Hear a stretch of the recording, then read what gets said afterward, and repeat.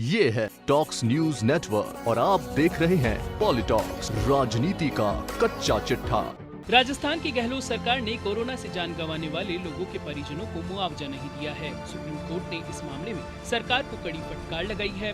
Court ने फटकार लगाते हुए कहा कि राजस्थान सरकार कुछ दबा रही है और आश्चर्य है आखिर उसके पास मुआवजे के लिए आवेदन करने वाले व्यक्तियों की संख्या के आंकड़े क्यों नहीं हैं।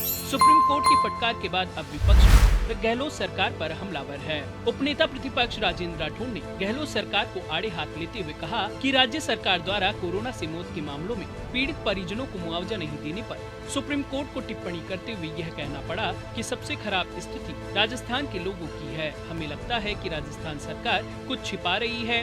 कोविड मृतकों के आंकड़े, मुआवजे के लिए आवेदनकर्ताओं की संख्या और कितने लोगों को मुआवजा दिया गया, इससे संबंधित इसकी जानकारी सुप्रीम कोर्ट को नहीं देने से साफ प्रतीत हो रहा है कि राज्य सरकार जानबूझकर पीड़ित परिवारों की मदद नहीं कर रही है। चूरू विधायक राजेंद्र राठौड़ ने गहलोत सरकार पर आंकड़ों की कारगुजारी का आरोप लगाते हुए कहा कि राज्य सरकार को कोरोना से होने वाली मौतों की संख्या और कितने पीड़ित परिवारों को आर्थिक संबल दिया गया, इस संबंध में श्वेत पत्र जारी करना चाहिए, क्योंकि कोरोना से मृत्यु के आंकड़ों और राज्य सरकार द्वारा बांटे गए मुआवजे में करीब 3000 मौतों का फर्क है।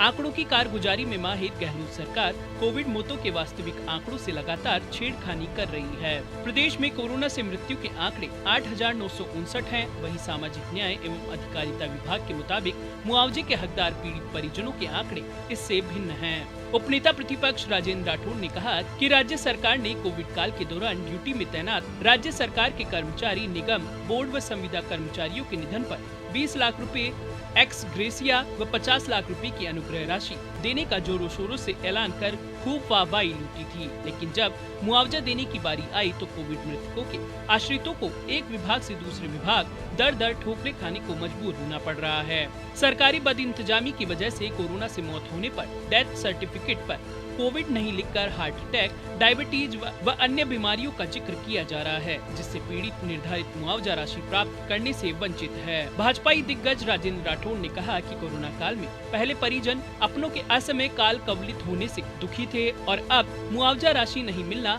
उनके जख्मों को और गहरा करने के समान है, जिसकी दोषी गहलोत सरकार है। हैरानी की बात है कि राजस्थान के मुख्यमंत्री अशोक गहलोत जी खुद की सरकार की नाकामियों को छिपाते हुए कोरोना मृतकों के आश्रितों को मुआवजा राशि देने के मुद्दे पर केंद्र सरकार पर अनर्गल आरोप लगाते रहे हैं। अब माननीय सुप्रीम कोर्ट की टिप्पणी के बाद राजस्थान सरकार खुद बैकफुट पर आ गई है।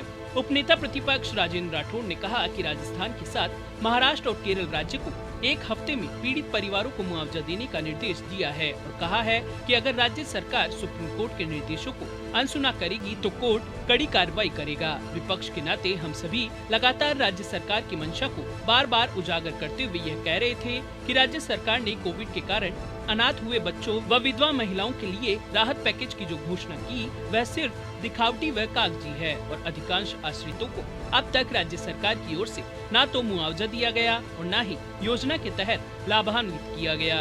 पॉलिटॉक्स ब्यूरो, जयपुर। ये है टॉक्स न्यूज नेटवर्क और आप देख रहे हैं पॉलिटॉक्स, राजनीति का कच्चा चिट्ठा।